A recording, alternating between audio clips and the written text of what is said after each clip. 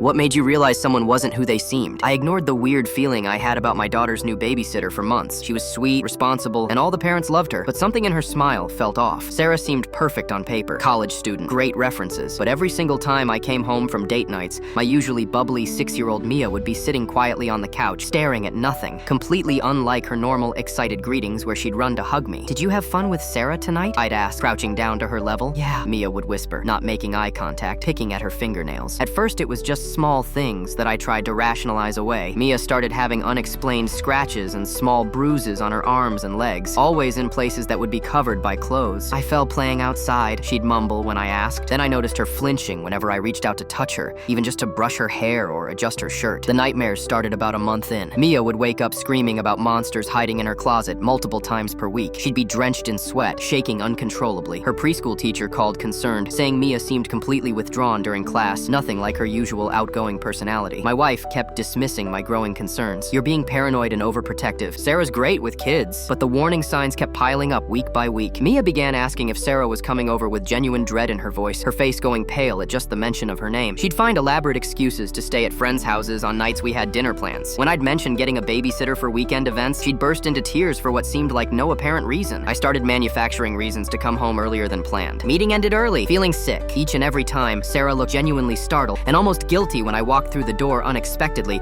like I'd caught her doing something wrong. Then Mia started having physical reactions whenever Sarah's name even came up in conversation. Her face would drain of color. Her small hands would start shaking slightly. She'd become intensely clingy and anxious afterward, following me around the house for hours, refusing to let me out of her sight. The behavior got worse every week. Mia stopped playing with her favorite toys. She'd sit in corners instead of running around like normal kids. She started having accidents again after being potty trained for years. She'd wake up multiple times each night, checking to make sure I was still in the house. The breaking point came on a Tuesday afternoon when I found Mia hiding deep in her bedroom closet, sobbing hysterically into her stuffed animal. I asked her what happened, but Mia just shook her head frantically, too terrified to answer, her whole body trembling. That Friday night, I decided to test my growing suspicions. I told Sarah I was going to dinner and a late movie, wouldn't be back until after midnight. Instead, I parked around the corner and waited 20 minutes before quietly letting myself back into the house with my spare key. I crept up the stairs as quietly as possible and peeked around her bedroom doorframe. Sarah was gripping Mia's thin arm tightly, yanking her toward the bed, while my daughter tried desperately to pull away. "Stop that crying right now, or I'll give you something to really cry about," she hissed through gritted teeth. I burst into the room immediately. After sending Sarah away, Mia finally broke down completely and told me everything. Sarah had been abusing her, pinching her hard enough to leave hidden bruises, pulling her hair when she didn't follow orders fast enough, and threatening that if she ever told anyone, she'd find ways to hurt me too. The police investigation revealed Sarah had been doing the same at least 8 children across our entire neighborhood. She got 2 years behind bars.